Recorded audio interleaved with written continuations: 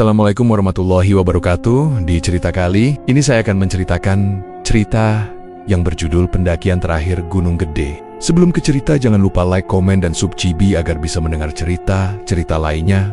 Langsung saja ini. Ceritanya, aku menatap puncak yang biru itu dari kejauhan. Di bawah terik matahari pagi yang menyengat kulit, Gunung Gede tampak berdiri dengan angkuh, seolah-olah sedang menantang siapapun yang berani melangkah ke ranah sunyinya. Namaku Rivaldi.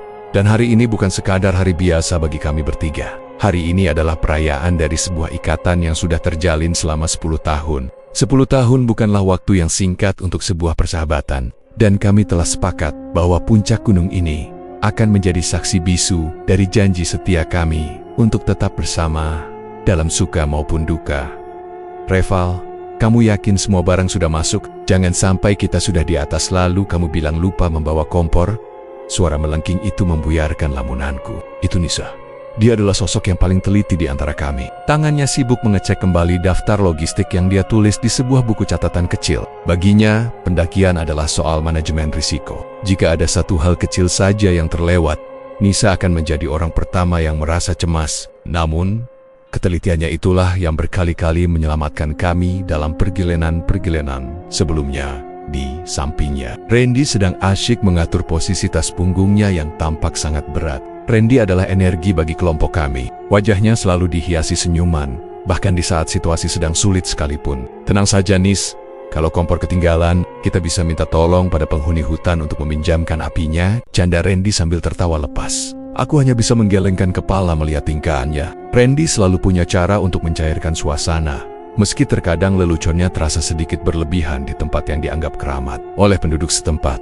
Kami berdiri di depan gerbang awal pendakian. Udara sejuk mulai menyapa pori-pori kulit kami, menggantikan hawa panas dari kota yang kami tinggalkan sejak subuh tadi. Aku menarik napas dalam-dalam, merasakan oksigen yang masih murni memenuhi paru-paruku. Ada sebuah perasaan bangga yang membuncah di dada. Kami bertiga adalah tim yang solid. Rivaldi yang tenang, Nisa yang waspada, dan Randy yang penuh semangat. Tidak ada yang bisa menghentikan kami kali ini. Namun, tepat saat aku hendak melangkahkan kaki melewati batas semen pertama menuju jalur setapak, perasaanku mendadak tidak enak. Angin yang tadinya berembus lembut, tiba-tiba bertiup kencang secara singkat, menimbulkan suara desau di antara pepohonan rimbun yang terdengar seperti bisikan halus. Aku berhenti sejenak, memicingkan mata menatap deretan pohon yang menjulang tinggi. "Ada apa, Reval?" tanya Randy. Menyadari perubahanku, aku memaksakan diri untuk tersenyum tipis. Tidak ada apa-apa, hanya sedikit terkejut dengan anginnya. "Ayo, kita harus sampai di pos pertama sebelum tengah hari." Kami mulai melangkah. Langkah kaki kami beradu dengan tanah yang lembab, menciptakan irama yang teratur. Di sekeliling kami, kicauan burung bersahut-sahutan, menyambut kedatangan 3 jiwa yang penuh ambisi. Semuanya terasa normal, semuanya terasa baik-baik saja. Kami bercanda tentang kenangan masa sekolah, tentang cita-cita yang belum tercapai, dan tentang bagaimana indahnya pemandangan alun-alun Surya Kencana yang legendaris itu. Nanti, aku tidak tahu bahwa di balik kabut tipis yang mulai turun perlahan, ada sesuatu yang sedang memperhatikan kami, sesuatu yang tidak tampak oleh mata, namun bisa dirasakan oleh nurani yang paling dalam. Pendakian terakhir ini baru saja dimulai, dan janji yang kami buat akan diuji dengan cara yang tidak pernah kami bayangkan sebelumnya.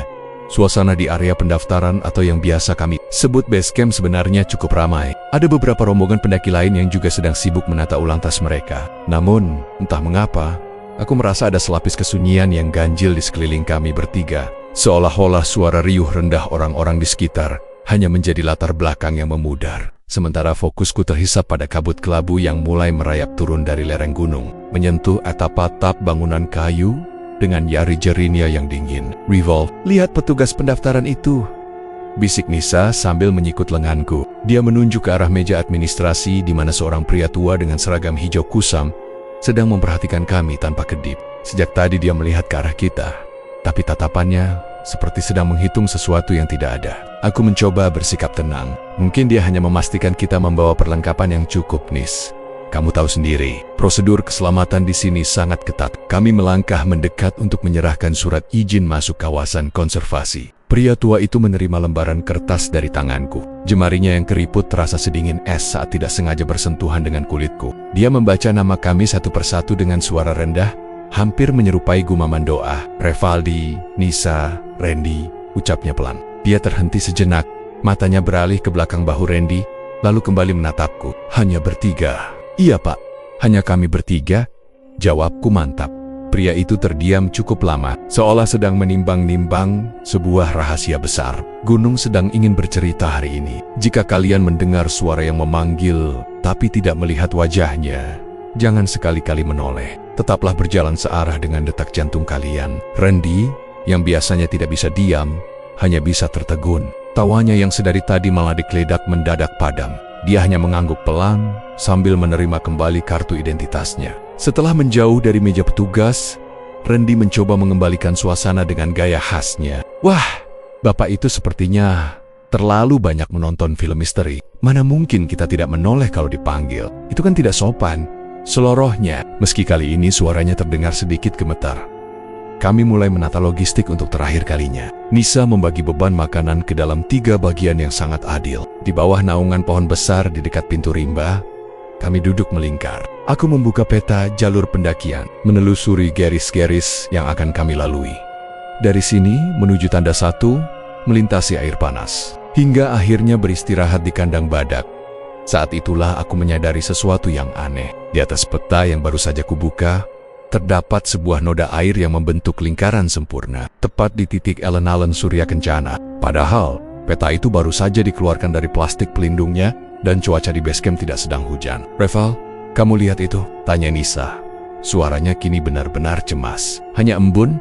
Nis, jangan terlalu dipikirkan, kataku menghibur. Meski di dalam hati aku merasakan desiran halus yang tidak nyaman, aku melipat peta itu dengan cepat dan memasukkannya ke dalam saku jaket. Kami berdiri, saling mengaitkan lengan dalam sebuah lingkaran kecil. Ini adalah ritual kami sebelum memulai petualangan apapun. 10 tahun persahabatan, 1 tujuan, 1 keselamatan, ucap kami serempak.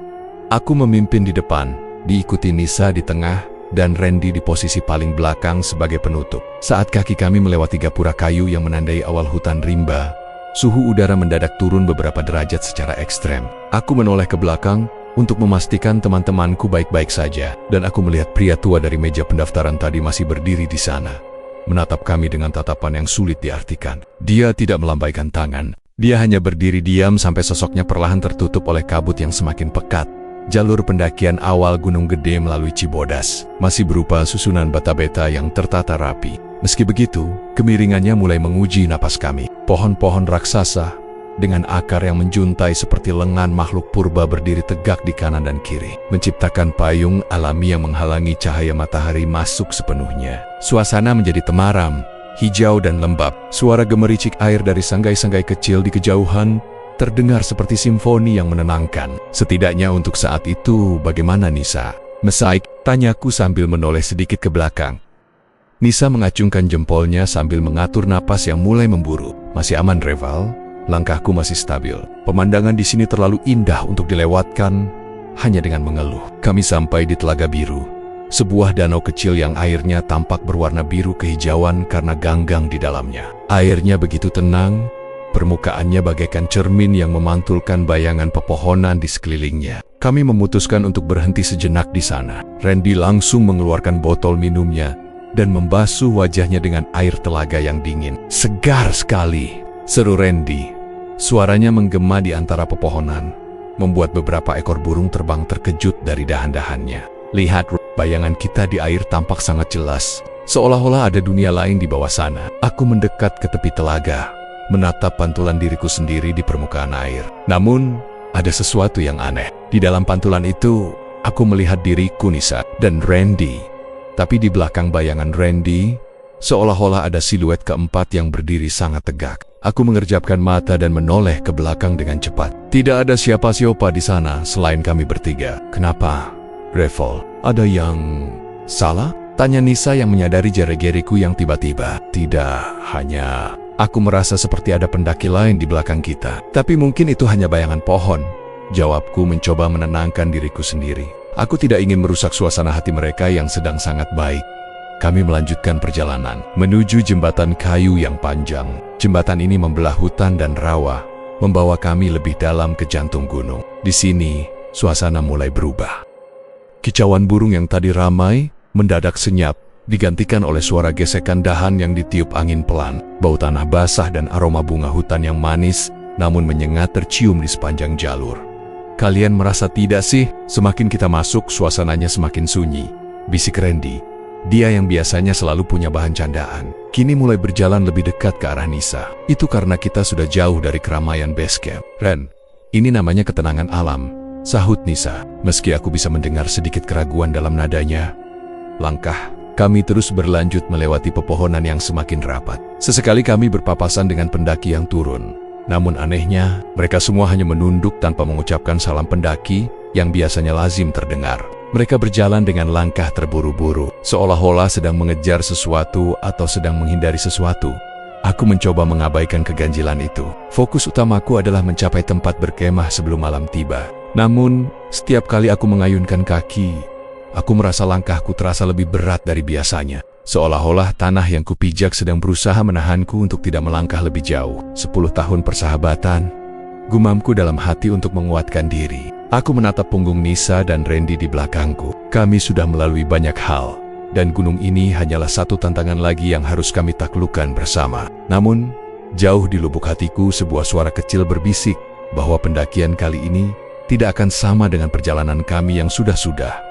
Saat kami mencapai batas antara jalur batu dan jalur tanah akar, aku melihat sebuah pita penanda jalur berwarna merah yang terikat di sebuah dahan rendah. Pita itu tampak baru, namun ujungnya sudah tercabik-cabik, seolah-olah ada sesuatu yang mencoba menariknya dengan paksa. Aku terdiam sejenak, menatap pita itu, sebelum akhirnya memutuskan untuk terus berjalan tanpa mengatakan apapun pada teman-temanku. Kami telah berjalan selama hampir 5 jam ketika keanehan itu mulai menunjukkan wujudnya secara nyata. Kami baru saja melewati kawasan air panas, di mana uap putih membubung dari aliran air yang mengalir di sisi jalur pendakian yang sempit. Namun, begitu kami meninggalkan area itu dan memasuki kawasan hutan yang lebih lebat, cuaca berubah dalam hitungan detik. Kabut tebal yang tadinya hanya menggantung tipis di pucuk-pucuk pohon, mendadak jatuh menyergap jalur setapak dengan kecepatan yang tidak masuk akal.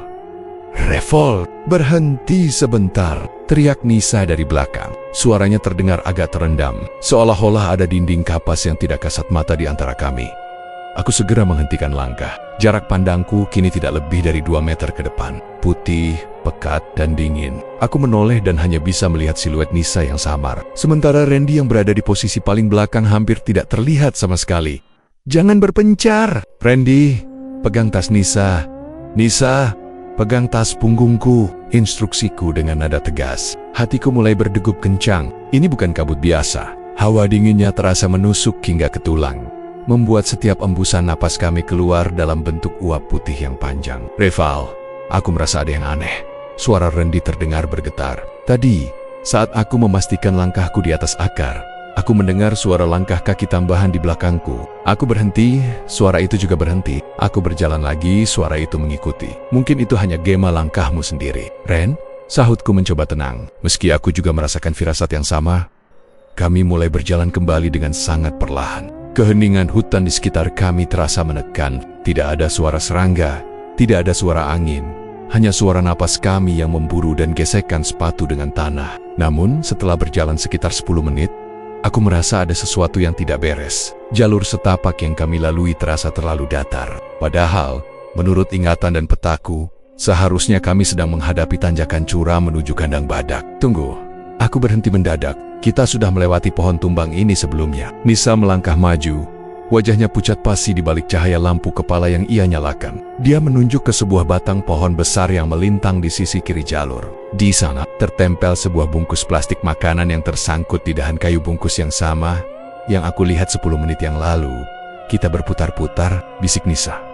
Matanya mulai berkaca-kaca. Bagaimana mungkin kita selalu berjalan lurus mengikuti jalur setapak ini? Aku mencoba melihat kompas di pergelangan tanganku, namun jarumnya bergetar hebat, bergerak dari utara ke selatan dengan kecepatan yang tidak wajar, seolah-olah ada medan magnet besar di bawah tanah yang sedang mempermainkan kami. Di saat itulah aku menyadari sesuatu yang membuat seluruh bulu kuduku berdiri.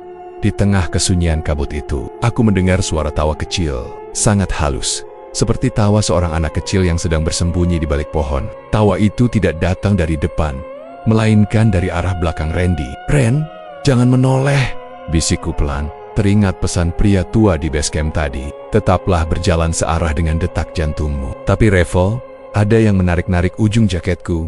Suara Randy hampir pecah. Dia tidak berani bergerak. Dia berdiri kaku seperti patung di tengah kabut yang semakin menggelap. Aku melangkah mendekat, mencoba meraih tangan Randy untuk menariknya maju. Namun, saat tanganku menyentuh bahunya, aku merasakan sesuatu yang sangat dingin di udara tepat di samping telingaku. Sebuah bisikan yang tidak menggunakan kata-kata, melainkan sebuah getaran yang hanya bisa dimengerti oleh rasa takut. Sebuah peringatan bahwa kami telah memasuki wilayah yang bukan lagi milik manusia.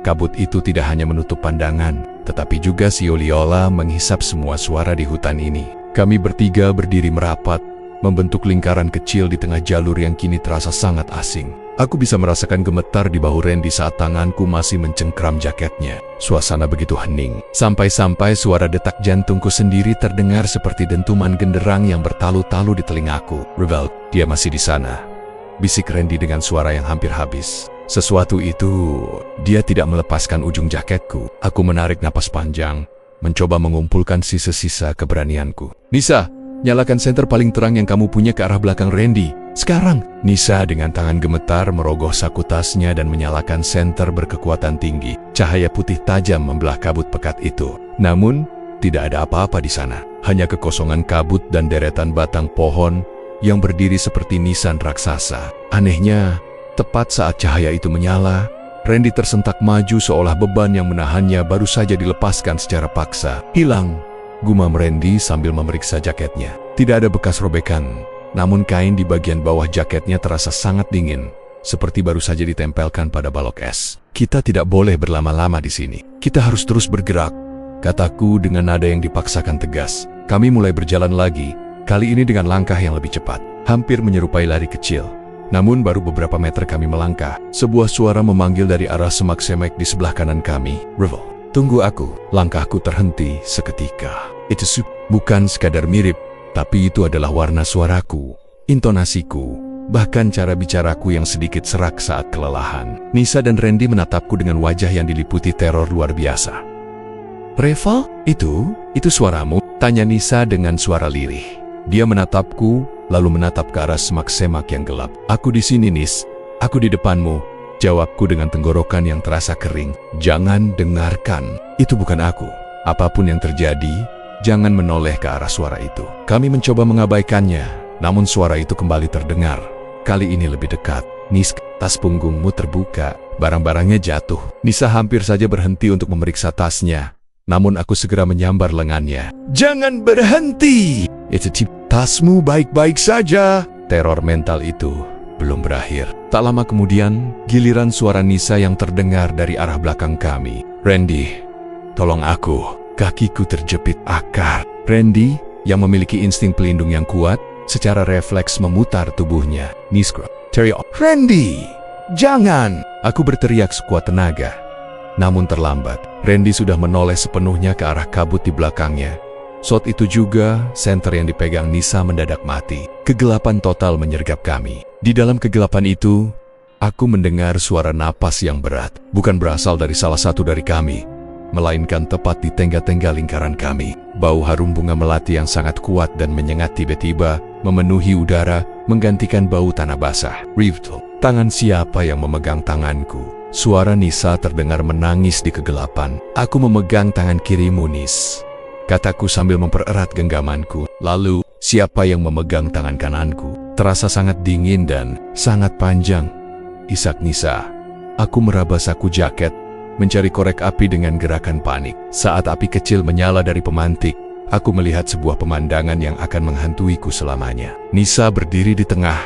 Tangan kirinya ku genggam, namun tangan kanannya ditarik oleh sebuah bayangan putih tipis yang tidak memiliki wajah, hanya berupa siluet panjang yang menyatu dengan kabut. Di belakangnya, Randy berdiri terpaku dengan mata kosong, seolah jiwanya baru saja dicuri melalui tatapan yang ia berikan saat menoleh tadi. Api kecil dari pemantik di tanganku bergoyang hebat ditiup angin dingin, lalu mati. Kegelapan kembali menyergap, namun bayangan putih yang tadi kulihat seolah meninggalkan bekas cahaya redup di kornea mataku. Aku segera merogoh tas dan mengeluarkan lampu darurat. Begitu cahaya menyala, siluet panjang itu sudah lenyap. Nisa jatuh terduduk sambil memegangi pergelangan tangan kanannya yang memucat. Sementara Randy masih berdiri tegak dengan tatapan yang seolah menembus kegelapan di depannya. "Randy, sadar, Ren." Aku mengguncang bahunya dengan keras. Randy mengerjap, lalu menarik napas panjang seolah baru saja muncul dari permukaan air setelah tenggelam lama. Aku melihat desa, Reva. Di balik kabut itu, ada banyak orang membawa obor. Mereka memanggil nama kita, gumamnya dengan suara datar yang membuat bulu kudukku berdiri. "Tidak ada desa di sini, Ren.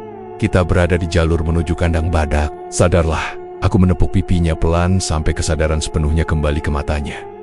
Nisa masih terisak pelan. Tangan itu rasanya seperti es yang mencoba menyatu dengan kulitku. Dia ingin menarikku masuk ke dalam kabut. "Reva." Aku membantu Nisa berdiri. Situasi ini sudah jauh dari kata normal. Aku mengeluarkan kompas aku yang selalu aku andalkan. Namun, apa yang kulihat membuat jantungku seolah berhenti berdetak. Jarum kompas itu tidak lagi menunjuk ke arah utara. Ia berputar-putar dengan kecepatan yang konstan, searah jarum jam Sholoela sedang menari mengikuti irama yang tidak bisa kami dengar. "Kompasnya rusak?" tanya Nisa sambil menghapus air matanya. "Bukan rusak, Nis. Ada gangguan magnetis yang luar biasa di sini. Atau gunung ini memang tidak ingin kita menemukan jalan keluar?" Jawabku pahit. Aku melihat jam tanganku. Angkanya menunjukkan pukul 4 sore. Namun langit di atas kami sudah sehitam tengah malam. Waktu seolah berjalan lebih cepat. Atau mungkin kami yang terhisap ke dalam dimensi yang berbeda.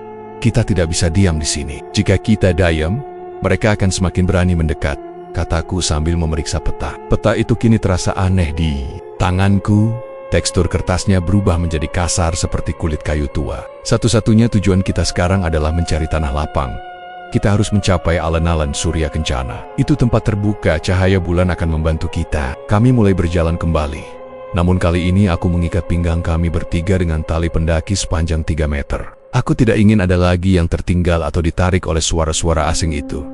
Rintangan fisik mulai muncul. Jalur setapak yang tadinya jelas kini tertutup oleh akar-akar pohon besar yang tiba-tiba melilit secara tidak wajar. Setiap kali aku melangkah, aku merasa akar-akar itu bergeser, mencoba menyandung kakiku. Nisa yang berada di tengah terus merapal doa dengan suara lirih. Sementara Randy di belakang terus berjaga dengan senternya, menyisir setiap sudut gelap di antara pepohonan. Tiba-tiba, langkah kami terhenti di depan sebuah tebing kecil. Di sana tertancap sebuah papan penunjuk jalan kayu yang sudah sangat tua. Tulisan di papan itu seharusnya menunjukkan arah puncak. Namun saat aku menyorotkan lampu, tulisan itu berubah di depan mataku. Huruf-hurufnya bergeser, membentuk kalimat baru yang membuat jantungku mencelos. Hanya satu yang boleh pulang. "Revolt." Apa yang tertulis di sana? Suara Nisa gemetar. Aku segera memalingkan lampu ke arah lain agar mereka tidak membacanya. "Tidak ada apa-apa, Nis. Hanya papan rusak. Ayo, jangan berhenti. Kita hampir sampai." Aku berbohong. Aku tahu kami sedang menghadapi sesuatu yang jauh lebih besar dari sekadar tersesat di gunung. Kami sedang masuk ke dalam sebuah permainan yang tidak adil. Di bawah cahaya lampu yang mulai meredup, aku menyadari bahwa bayangan kami di tanah tidak lagi berjumlah 3, melainkan 4. Dan bayangan keempat itu adalah yang paling besar, berdiri tepat di antara bayanganku dan bayangan Nisa. Suasana di jalur itu semakin mencekam saat menyadari bayangan keempat yang ikut bergerak bersama kami. Aku mempererat tali yang mengikat pinggang kami bertiga, memastikan bahwa secara fisik kami tidak akan terpisahkan. Pikiranku berputar cepat. Aku adalah pemimpin kelompok ini, dan aku harus membawa mereka keluar hidup-hidup. "Dengar," kataku, mencoba menekan getaran di suaraku sendiri. "Tujuan kita hanya satu sekarang. Alun-alun Surya Kencana. Kita tidak akan berhenti di pos manapun. Kita tidak akan menoleh ke arah suara apapun. Kita fokus pada tanah lapang itu." Randy mengangguk lemah. Wajahnya masih pucat karena kejadian tadi.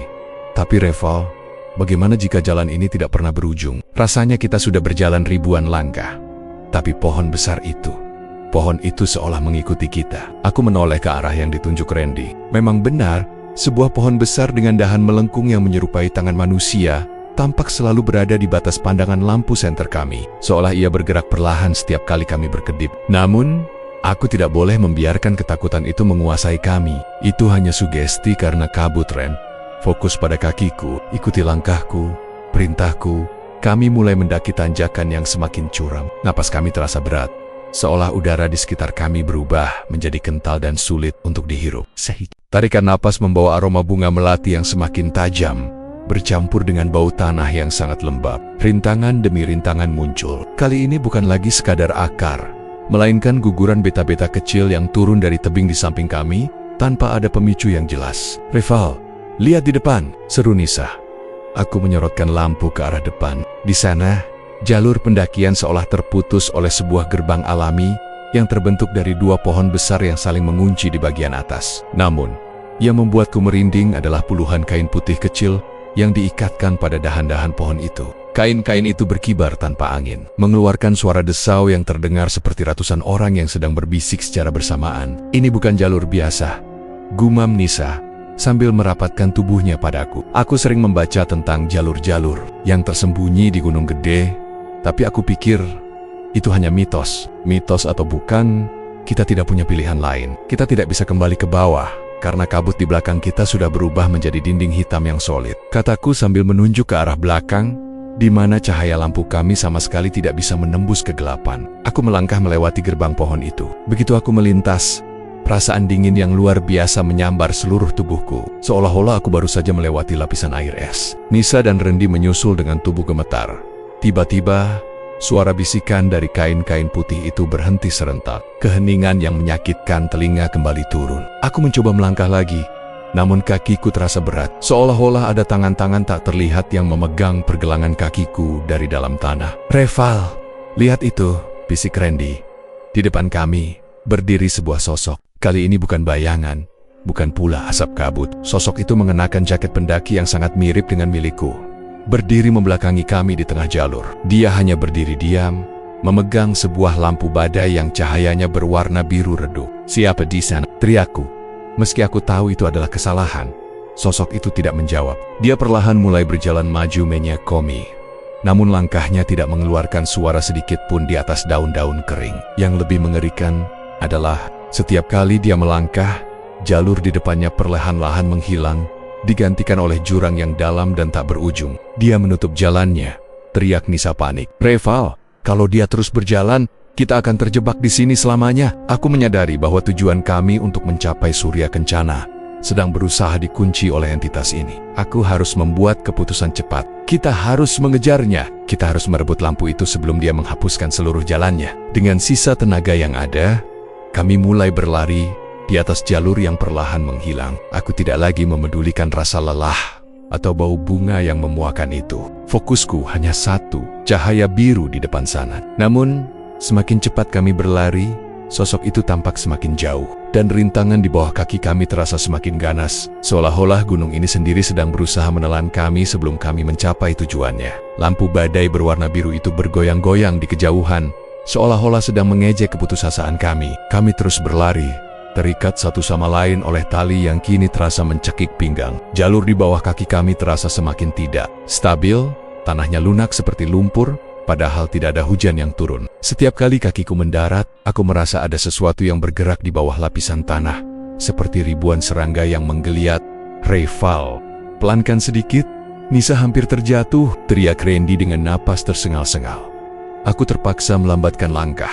Begitu kami berhenti, sosok berpakaian pendaki dengan lampu biru itu pun ikut berhenti. Dia tetap membelakangi kami, berdiri kaku di antara dua batang pohon puspa yang besar. Namun, kali ini aku menyadari sesuatu yang lebih mengerikan.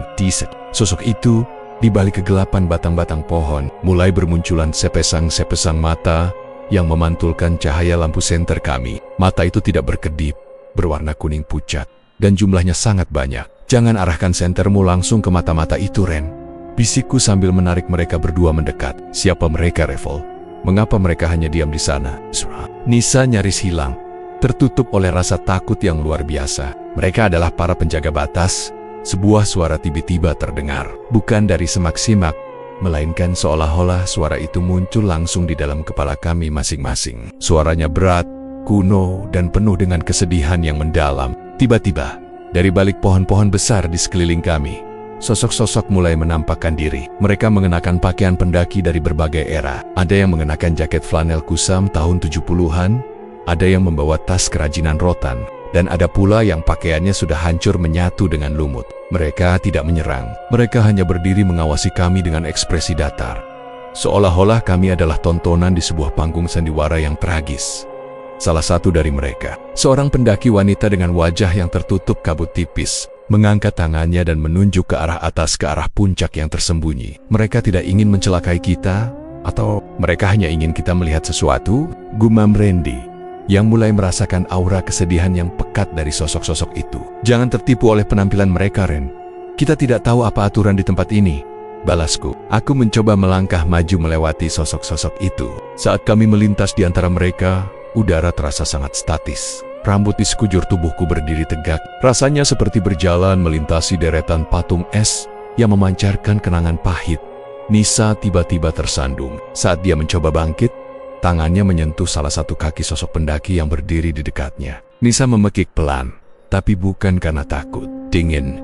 Tapi aku melihat sesuatu, Reval. Saat aku menyentuhnya, aku melihat dia jatuh di jalur ini puluhan tahun lalu.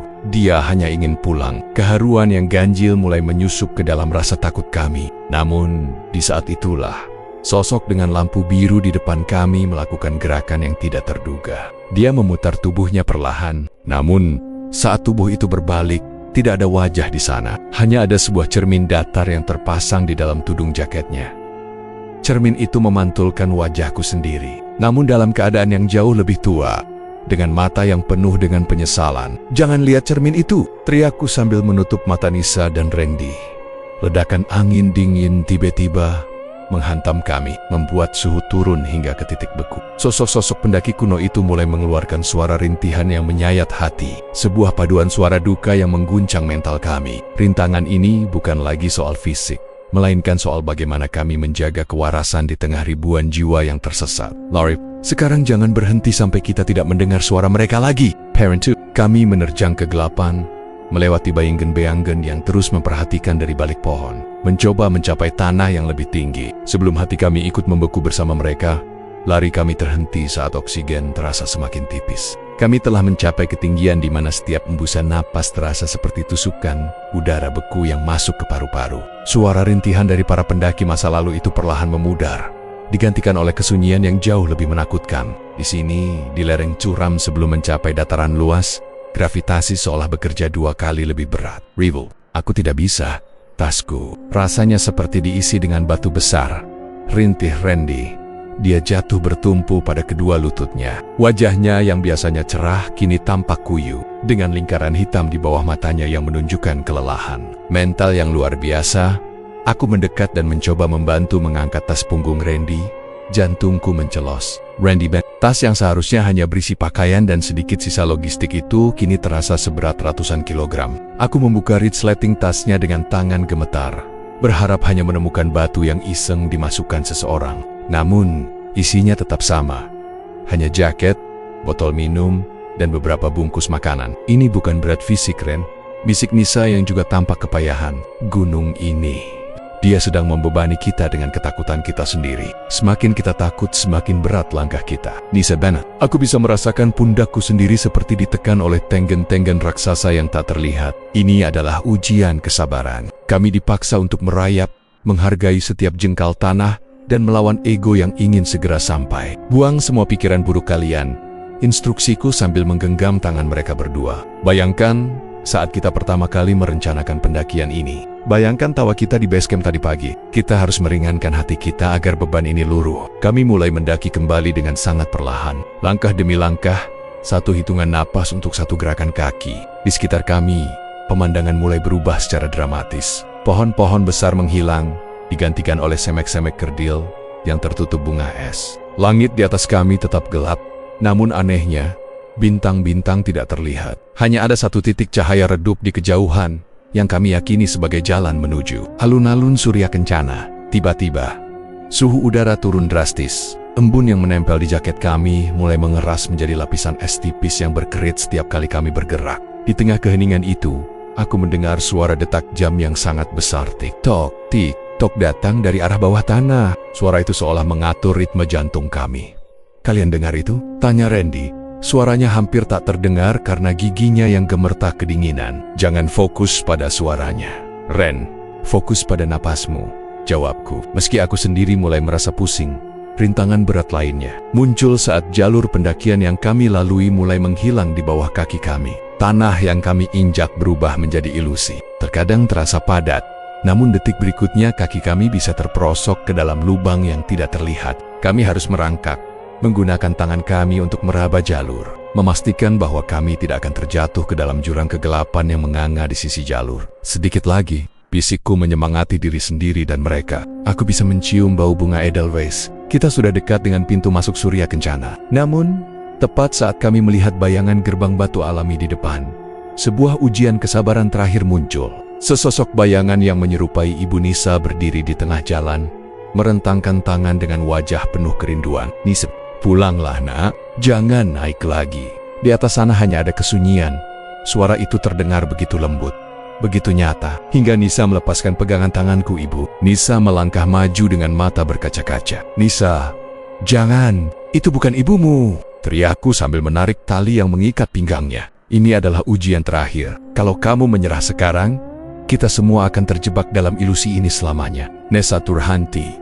Tubuhnya bergetar hebat antara rindu dan logika. Aku harus menahan beban emosionalnya dan beban fisik tasku secara bersamaan. Inilah rintangan terberat, melawan kerinduan akan keamanan di saat kita berada di puncak bahaya. Dengan satu tarikan napas yang panjang, Nisa akhirnya memalingkan wajahnya dari sosok yang menyerupai ibunya. Begitu ia memejamkan mata dan kembali menggenggam tanganku, sosok itu lenyap menjadi kepulan kabut dingin yang langsung tersapu angin. Kami merangkak melewati celah batu terakhir, dan seketika itu juga, dunia di sekitar kami seolah terbuka lebar. Kami telah sampai di alun-alun Surya Kencana.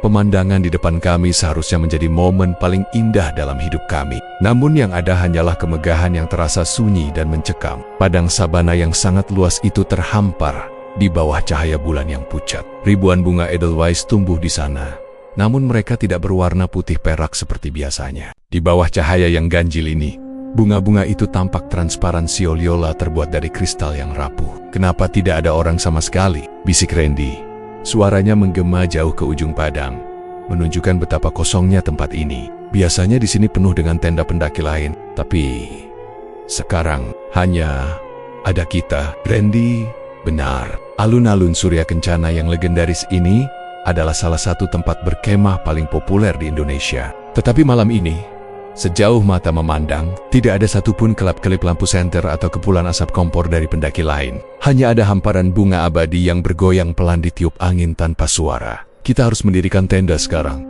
kataku, mencoba memecah keheningan yang menekan. Tubuh kita butuh istirahat. Suhu di sini jauh di bawah nol. Kami mendirikan tenda di dekat sebuah bongkahan batu besar yang tertutup lumut. Tanganku terasa kaku saat memasang pasak, dan setiap kali logam beradu dengan batu, bunyinya terdengar seperti lonceng kematian di tengah kesunyian. Nisa dan Randy bergerak seperti robot. Gerakan mereka lambat dan tanpa kata. Kelelahan bukan lagi soal otot, melainkan soal jiwa yang sudah terlalu lama ditekan oleh teror. Setelah tenda berdiri, kami masuk ke dalamnya. Ruang sempit itu terasa sedikit lebih hangat, namun perasaan tidak nyaman itu tidak kunjung hilang. Aku menyalakan lampu gantung di tengah tenda. Cahaya kuningnya memantul di wajah kedua sahabatku yang tampak 10 tahun lebih tua, hanya dalam satu hari. "Reval," panggil Nisa pelan. Dia menunjuk ke arah dinding tenda yang terbuat dari kain tipis. "Lihat itu." Di dinding tenda, bayangan dari luar terpantul dengan jelas karena cahaya lampu kami. Ada banyak bayangan kecil yang bergerak jerak di luar sana. Awalnya aku mengira itu adalah dahan semak yang tertiup angin. Namun, bayangan itu mulai membentuk jari-jari tangan yang panjang, yang kemudian menyentuh permukaan luar tenda kami dengan sangat lembut. Seret-seret-seret, suara gesekan jari-jari itu pada kain tenda terdengar sangat jelas. Mereka tidak mencoba merobek tenda. Mereka hanya meraba, seolah sedang mencari celah untuk masuk, atau sekadar memastikan bahwa kami benar-benar ada di dalam. "Jangan ada yang bicara, matikan lampunya," perintahku dengan suara bisikan yang hampir tak terdengar. Begitu lampu padam, kegelapan di dalam tenda menjadi total.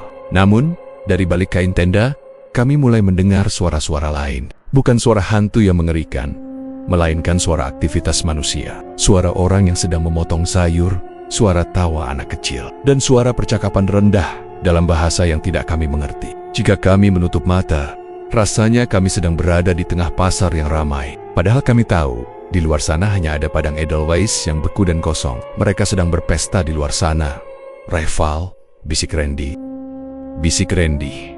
Suaranya gemetar hebat. Mereka sedang merayakan kedatangan kita. Aku memegang tangan kedua sahabatku, mencoba memberikan kekuatan yang sebenarnya aku sendiri hampir kehilangan. Malam di Surya Kencana ini barulah awal dari ujian yang sesungguhnya. Kami berada di wilayah di mana batas antara yang nyata dan yang tidak nyata telah hancur sepenuhnya. Dan saat aku mencoba untuk memejamkan mata, aku menyadari bahwa bayangan tangan yang tadi berada di luar tenda, kini tampak berada di sisi dalam tenda kami.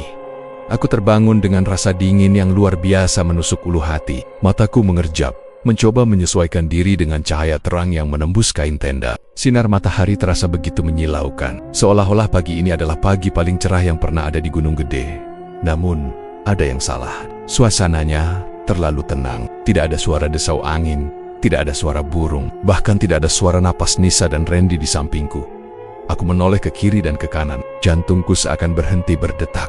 Tenda itu kosong, sleeping bag milik Nisa dan Randy masih tergelar rapi, namun tidak ada siapa-siapa di sana. Aku segera merangkak keluar dengan perasaan panik yang meluap-luap. Nisa, Randy, "Ini tidak lucu!" teriakku. Begitu aku berdiri di luar, duniaku seakan runtuh. Tenda yang kami dirikan tadi malam yang seharusnya masih baru dan kokoh, kini tampak usang. Warnanya telah memudar karena terpapar cuaca selama bertahun-tahun, dan permukaannya tertutup oleh lapisan debu tebal serta jaring laba-laba. Pasak-pasaknya sudah berkarat dan tertanam jauh ke dalam tanah, seolah-olah tenda ini sudah ditinggalkan di sini sejak dekade yang lalu. "Nisa, Randy!" Aku berteriak lagi.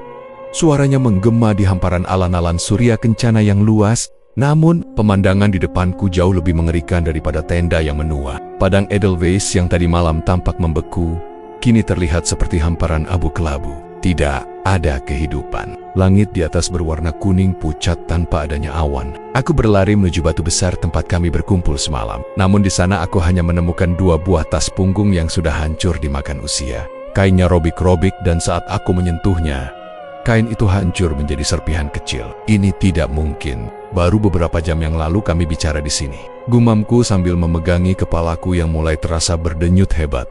Aku mencoba mencari jejak kaki mereka di tanah. Namun tanah di sekelilingku tampak keras dan retak-retak, seolah tidak pernah tersentuh air selama berabad-abad. Keheningan di tempat ini mulai menyiksaku. Ini bukan lagi sekadar tersesat. Aku merasa seperti terlempar ke masa depan yang jauh, di mana segala sesuatu yang aku cintai telah musnah. Tiba-tiba, aku melihat sesuatu di kejauhan. 2 sosok manusia berdiri diam di tengah padang abu itu. Mereka membelakangiku. "Nisa, Randy," aku berlari menuju mereka dengan sisa tenaga yang kupunya. Syukurlah, aku kira kalian. Langkahku terhenti sekitar 5 meter di belakang mereka. Mereka mengenakan pakaian yang sama dengan yang dipakai sahabatku tadi malam. Namun tubuh mereka sangat kaku. Saat mereka berbalik perlahan, aku hampir saja jatuh pingsan. Wajah mereka tidak memiliki mata, hidung, atau mulut. Wajah mereka hanya berupa permukaan kulit yang rata dan putih, seperti sebuah kanvas kosong. Salah satu dari mereka mengangkat tangannya, menunjuk ke arah puncak gunung yang kini tertutup oleh awan hitam yang berputar-putar, seperti pusaran air. "Kalian bukan mereka," bisikku sambil melangkah mundur. Sosok yang menyerupai Nisa itu mengeluarkan suara, namun bukan dari mulutnya. Suara itu bergema di dalam kepalaku, terdengar seperti ribuan suara yang digabungkan menjadi satu. "Waktumu telah habis, Revaldi. Kamu adalah satu-satunya yang tersisa di dunia yang telah lupa." Aku jatuh terduduk di atas abu dingin. Rasa kesepian yang teramat sangat mulai merayap masuk ke dalam jiwaku. Di dunia yang sunyi ini, aku menyadari bahwa semua usahaku untuk menjaga mereka selama pendakian telah gagal. Aku sendirian di tempat di mana waktu tidak lagi memiliki makna, dan sahabat-sahabatku telah berubah menjadi bagian dari keheningan gunung ini. Aku mencoba berdiri, namun kakiku terasa lemas seperti jeli. Sosok-sosok tak berwajah itu masih berdiri diam, menunjuk ke arah puncak. Aku membalikan badan dan mencoba lari kembali ke arah jalur turun. Namun setiap kali aku melangkah menjauh, aku selalu berakhir di titik yang sama, tepat di depan tenda yang sudah lapuk itu. "Ini tidak masuk akal," teriakku frustrasi. Dunia ini terasa seperti sebuah lingkaran setan. Aku mencoba berlari ke arah timur. Namun, setelah beberapa ratus meter, kabut kuning itu membelah dan menampakkan kembali batu besar dan tenda berdebu itu. Aku terjebak dalam sebuah labirin waktu yang tidak memiliki dinding, namun mustahil untuk ditembus. Aku terduduk lemas di atas tanah yang gersang. Aku mencoba melihat jam tanganku, namun jarumnya bergerak berlawanan arah dengan kecepatan tinggi, menciptakan suara detak yang memekakan telinga. Matahari di langit tidak bergerak sedikit pun. Ia terpaku di posisi yang sama, memancarkan cahaya kuning yang tidak memberikan kehangatan, Dalam keputusasaan, aku mulai menggali tanah di bawah kakiku menggunakan tangan kosong. Aku tidak tahu apa yang kucari. Mungkin sebuah bukti bahwa dunia ini nyata. Namun, setelah menggali beberapa sentimeter, jemariku menyentuh sesuatu yang keras. Aku membersihkan debunya dan menarik benda itu keluar. Itu adalah ponsel milik Nisa. Layarnya retak 1000. Namun anehnya, benda itu masih menyala. Aku menekan tombol utamanya. Sebuah video muncul secara otomatis di layar. Di dalam video itu, aku melihat diriku sendiri. Nisa dan Randy sedang tertawa di dalam tenda. Kami tampak sangat bahagia, memakan mie instan dan bercanda. Namun, kamera kemudian bergeser ke sudut tenda yang gelap di sana. Di dalam video itu, aku melihat sosok diriku yang lain sedang duduk di pojok, menatap kami bertiga dengan tatapan dingin dan tanpa ekspresi. Sosok Revaldi di pojok itu tidak bergerak, bahkan tidak berkedip. Sementara Revaldi yang sedang tertawa sama sekali tidak menyadari kehadirannya. "Reval, tolong." Sebuah suara lirih keluar dari speaker ponsel yang pecah itu. Itu suara Nisa. Aku menatap layar lebih dekat. Video itu berubah. Sekarang menampilkan Nisa yang sedang berlari di tengah kegelapan, dikejar oleh bayangan-bayangan panjang. Dia menangis, memanggil namaku berkali-kali. Namun dalam rekaman itu, aku hanya berdiri diam di kejauhan, membelakanginya, seolah-olah aku sengaja membiarkannya tersesat. "Tidak, itu bukan aku. Aku tidak pernah melakukan itu," teriakku sambil melempar ponsel itu ke tanah. Tiba-tiba, suara detak jam di kepalaku berhenti. Keheningan total kembali meraja. Aku mendongak dan menyadari bahwa langit kuning tadi telah berubah menjadi merah pekat. Sosok-sosok tak berwajah tadi kini sudah berdiri lebih dekat denganku, hanya berjarak 2 meter. Mereka tidak lagi menunjuk ke puncak, melainkan mengelilingiku. Salah satu dari mereka melepaskan jaketnya, dan di baliknya, aku melihat sebuah cermin besar yang tertanam di dadanya. Di dalam cermin itu, aku melihat masa depan. Aku melihat diriku sendiri sedang turun dari gunung ini sendirian, dengan wajah yang hancur karena kesedihan. Sementara di base, orang-orang bertanya-tanya mengapa aku kembali tanpa Nisa dan Randy. Aku menyadari bahwa labirin waktu ini adalah penjara emosional. Gunung ini sedang menunjukkan bahwa tidak peduli seberapa keras aku berusaha, garis takdir seolah sudah menarik mantimangku menjauh dariku. Rasa bersalah yang teramat sangat mulai menghimpit dadaku, membuatku sulit untuk bernapas. Jika aku tidak bisa menemukan jalan keluar dari lingkaran waktu ini, aku akan menjadi salah satu dari sosok tak berwajah itu, jiwa yang tersesat dalam penyesalannya sendiri selamanya. Aku terisak di tengah lingkaran sosok-sosok tanpa wajah itu. Rasa sesak di dadaku bukan lagi karena tipisnya oksigen, melainkan karena gambaran di cermin itu gambaran diriku yang pulang sebagai pemenang yang kalah. Seorang penyintas yang meninggalkan jiwanya di atas gunung. Tiba-tiba, sosok yang berada tepat di depanku melangkah maju. Cermin di dadanya berpendar, memancarkan cahaya perak yang menyilaukan, hingga aku terpaksa melindungi mataku. Saat cahaya itu meredup, sosok tak berwajah itu telah berubah. Ia kini memiliki wajah. Ia memiliki rambut yang sama denganku, bekas luka kecil di dahi yang sama denganku, dan tatapan mata yang sama denganku. Dia adalah aku. "Siapa kau?" tanyaku dengan suara parau. "Aku adalah bagian dari dirimu yang ingin menyerah," jawab sosok itu. Suaranya tidak keluar dari mulut, melainkan bergema dari setiap sudut padang abu ini. "Aku adalah rasa lelahmu, Revaldi. Aku adalah ketakutanmu yang membisikkan bahwa Nisa dan Randy sudah tidak bisa diselamatkan lagi." Aku menggelengkan kepala dengan kuat. "Tidak, aku akan membawa mereka pulang. Kami datang bertiga, kami pulang bertiga." Sosok diriku yang lain itu tersenyum tipis, sebuah senyuman yang penuh dengan kepahitan. Ia melambaikan tangannya ke arah hamparan edelweiss kristal di sekeliling kami. "Lihatlah sekelilingmu. Di sini, waktu hanyalah sebuah garis yang kusut. Teman-temanmu sedang berada di titik waktu yang berbeda. Nisa sedang terjebak di ketakutan masa kecilnya, dan Randy sedang tersesat di kegagalan masa depannya. Kau tidak akan bisa menjangkau mereka hanya dengan berlari." Sosok itu mendekat. Langkahnya tidak mengeluarkan suara, namun setiap pijakannya membuat tanah bergetar. "Gunung ini tidak meminta nyawamu, Revaldi. Ia meminta pengakuanmu. Akuilah bahwa kau egois karena mengajak mereka ke sini demi keinginanmu, merayakan 10 tahun persahabatan. Akuilah bahwa kau gagal melindungi mereka sejak langkah pertama di gerbang tadi." Setiap perkataannya terasa seperti hantaman godam di dadaku. Aku teringat wajah cemas Nisa saat di base camp, dan bagaimana tawa Randy perlahan menghilang selama pendakian. Apakah ini semua salahku? Apakah ambisiku yang membawa mereka ke dalam kegelapan ini? "Masuklah ke dalam cermin ini," bisik sosok itu sambil menunjuk dadanya. "Di sana, kau bisa pulang sendirian. Kau akan terbangun di base camp. menganggap semua ini hanya mimpi buruk, dan melanjutkan hidupmu siola Nisa dan Rendi tidak pernah ada. Itu lebih mudah daripada menanggung beban ini selamanya, bukan? Aku menatap ke dalam cermin itu. Aku melihat bayangan rumahku, aroma kopi pagi, dan kehangatan tempat tidurku. Segalanya terasa begitu dekat, begitu menggoda di tengah kengerian ini. Aku hanya perlu melangkah masuk, dan semua penderitaan ini akan berakhir. Namun, tepat saat ujung jariku hampir menyentuh permukaan cermin yang dingin itu, aku teringat sesuatu. Aku teringat bagaimana Nisa selalu membawakan bekal lebih untukku, dan bagaimana Randy selalu menjadi orang pertama yang menjulurkan tangan saat aku tergelincir. Mereka bukan sekadar teman, mereka adalah bagian dari hidupku. Tidak, kataku, menarik tanganku kembali. Suaraku kini lebih stabil. Jika aku pulang tanpa mereka, maka yang pulang itu bukanlah aku. Itu hanyalah sebuah cangkang yang kosong. Sosok di depanku mulai retak. Cermin di dadanya pecah menjadi serpihan kecil yang terbang tertiup angin. Wajahnya kembali menjadi rata dan tak berwajah. Langit merah di atas kami bergemuruh. Seolah-olah gunung ini marah karena tawarannya ditolak. Kau memilih jalan yang sulit, Revaldi.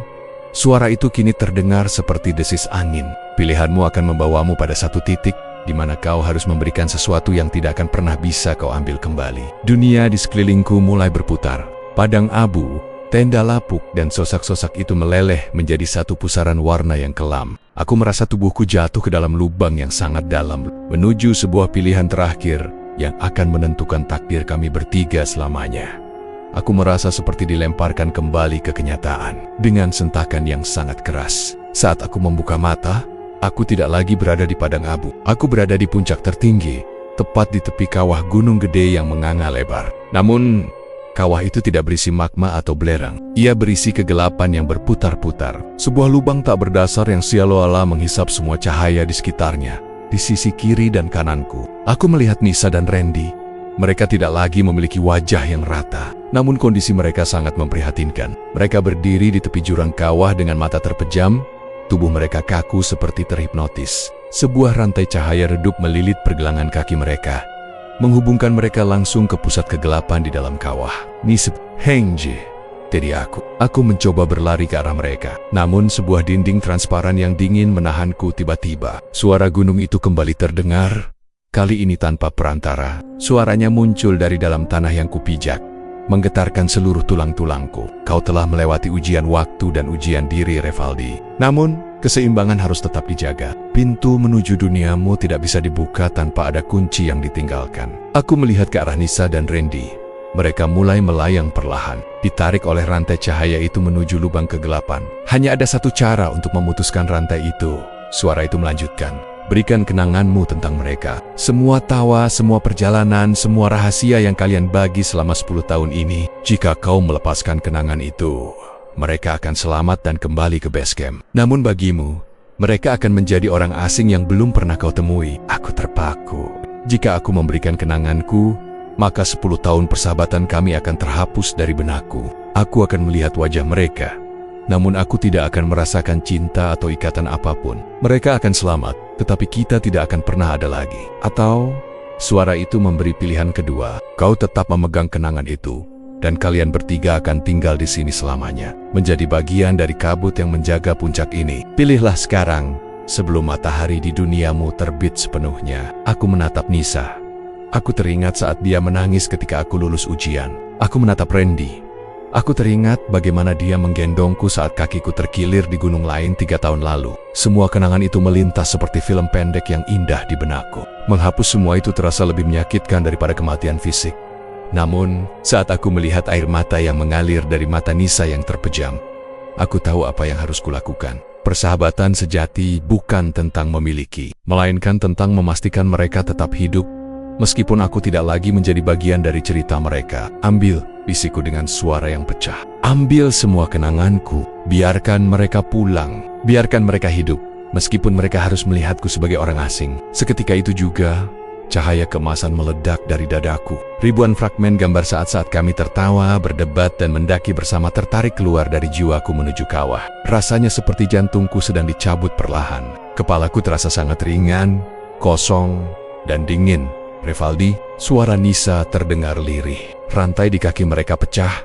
Aku melihat mereka mulai memudar, kembali ke dunia nyata. Aku ingin memanggil nama mereka untuk terakhir kalinya. Namun saat aku mencoba mengingat siapa mereka, aku menyadari bahwa aku mulai lupa mengapa aku menangis. Wajah gadis itu, wajah pria itu. Siapa mereka? Mengapa hatiku terasa begitu hancur saat melihat mereka pergi? Dunia di sekelilingku mulai runtuh. Cahaya putih yang menyilaukan menelan segalanya. Aku terjatuh dalam kekosongan yang damai, di mana nama Revaldi, Nisa, dan Randy tidak lagi berarti apa-apa.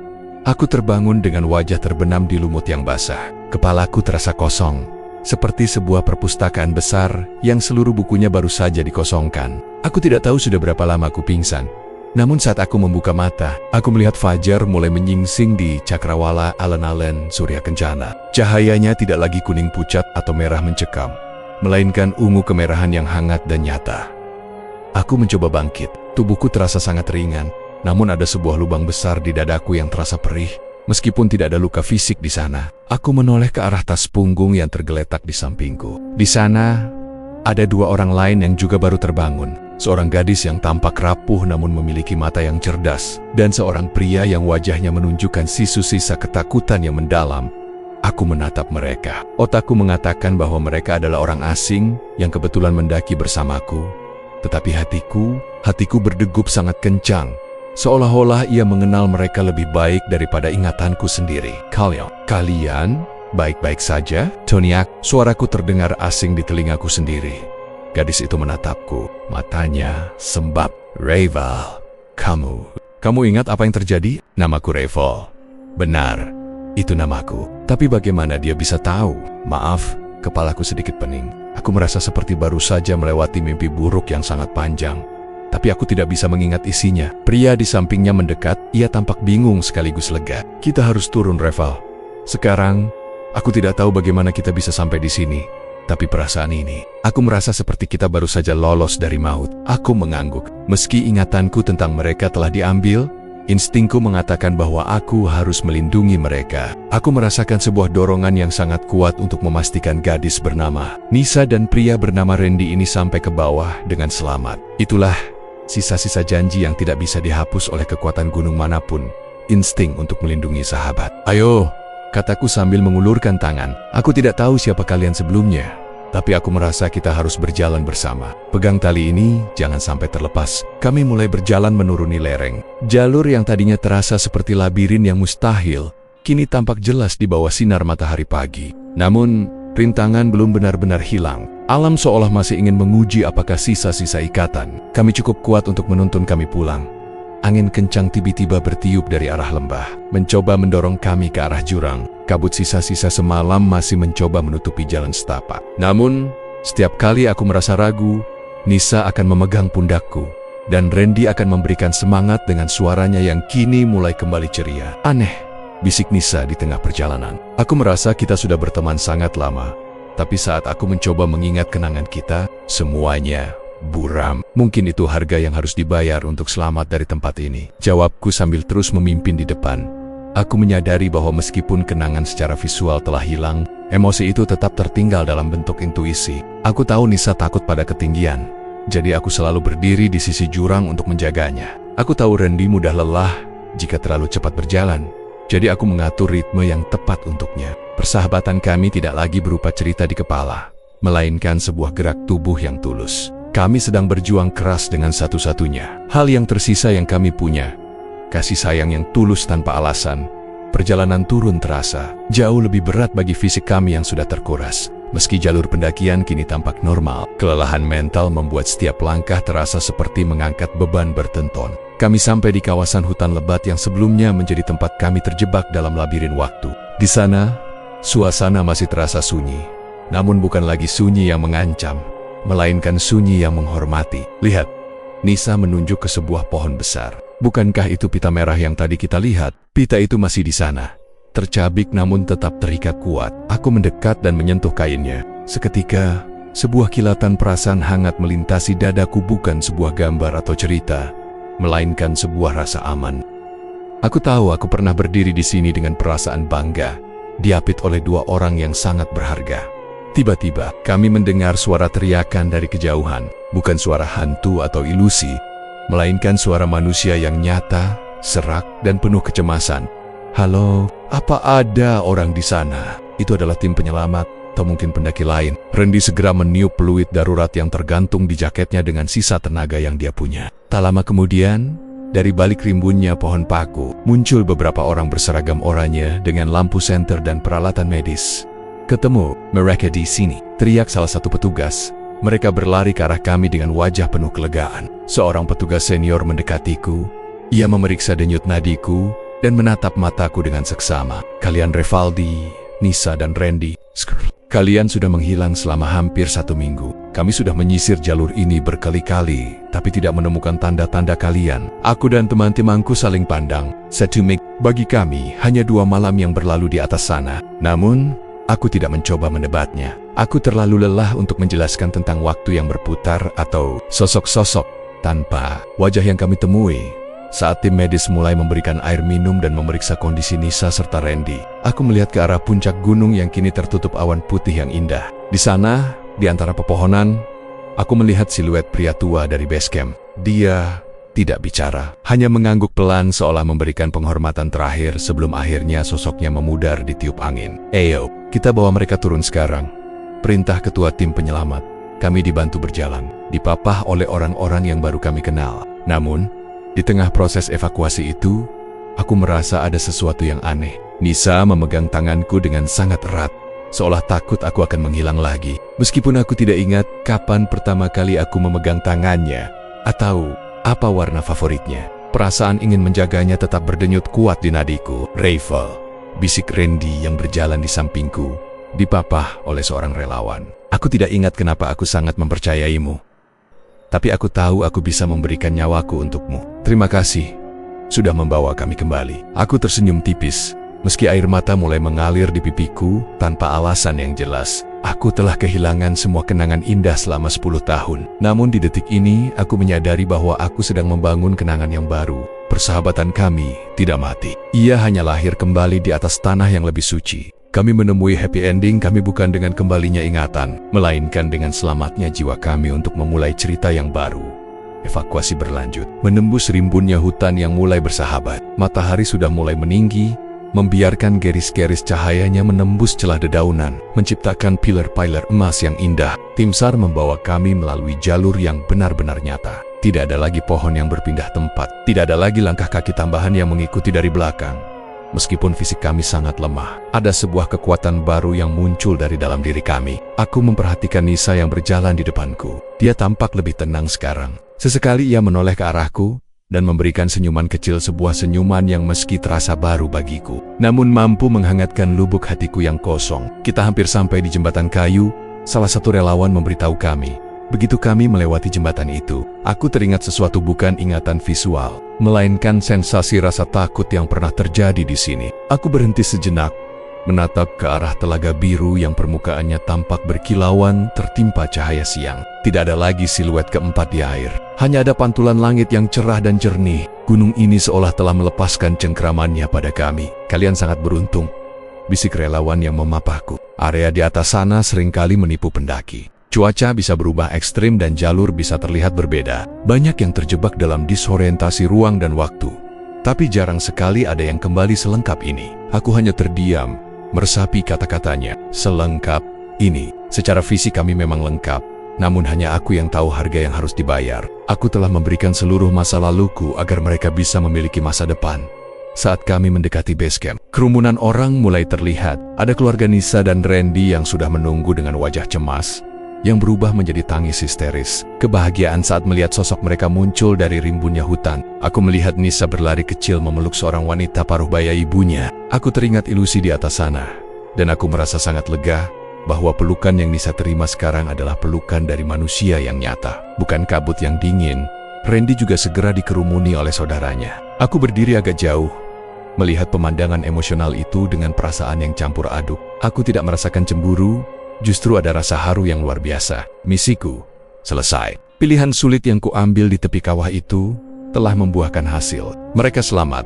Sesaat kemudian, Nisa dan Randy menyadari bahwa aku berdiri sendirian di belakang. Mereka melepaskan pelukan keluarga mereka dan berjalan menghampiriku. "Reval," kata Nisa dengan suara yang masih parau. Ia menggenggam tanganku. Keluargaku ingin mengucapkan terima kasih padamu. Mereka beleng, selama ini kamilah yang paling sering menceritakan tentang betapa hebatnya kamu sebagai sahabat.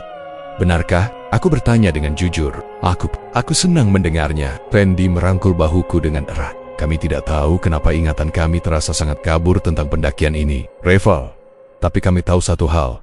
Tanpamu, kami tidak akan pernah berdiri di sini lagi. Kamu bukan sekadar teman, kamu adalah saudara kami. Di detik itulah, aku menyadari bahwa pengorbananku tidak sia-sia. Meski aku kehilangan 10 tahun kenangan, ikatan yang telah kami bangun terlalu dalam untuk benar-benar hilang. Ia telah berubah menjadi naluri, menjadi detak jantung, dan menjadi rasa percaya yang mutlak. Inilah resolusi yang sesungguhnya. Sebuah kemenangan atas kegelapan gunung dengan kekuatan pengorbanan yang tulus. Setelah pemeriksaan medis di rumah sakit terdekat, kami akhirnya diperbolehkan pulang. Aku duduk di teras rumahku, menatap langit malam yang bersih. Suasana kota yang bising dengan suara klakson dan lampu jalan terasa sangat asing setelah kesunyian mutlak di puncak Gunung Gede.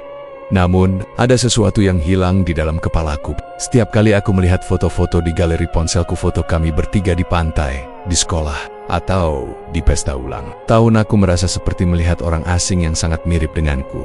Aku tahu pria di foto itu adalah aku, dan aku tahu mereka adalah sahabatku. Tapi, emosi di balik foto-foto itu telah diambil oleh gunung. Aku ingat kejadiannya, tapi aku tidak ingat rasanya.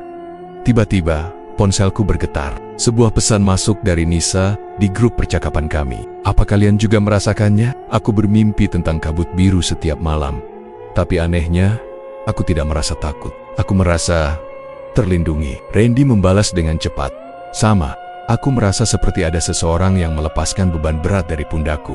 Aku merasa berutang sesuatu yang besar, tapi aku tidak tahu kepada siapa. Aku hanya menatap layar itu dengan air mata yang mengalir perlahan. Aku adalah pemilik rahasia itu. Aku adalah pemegang harga dari keselamatan mereka. Namun, melihat mereka bisa tidur dengan tenang dan melanjutkan hidup tanpa trauma yang menghantui adalah obat bagi kekosongan jiwaku. Aku menyadari bahwa terkadang mencintai berarti merelakan diri untuk dilupakan, agar mereka yang kita cintai bisa tetap utuh.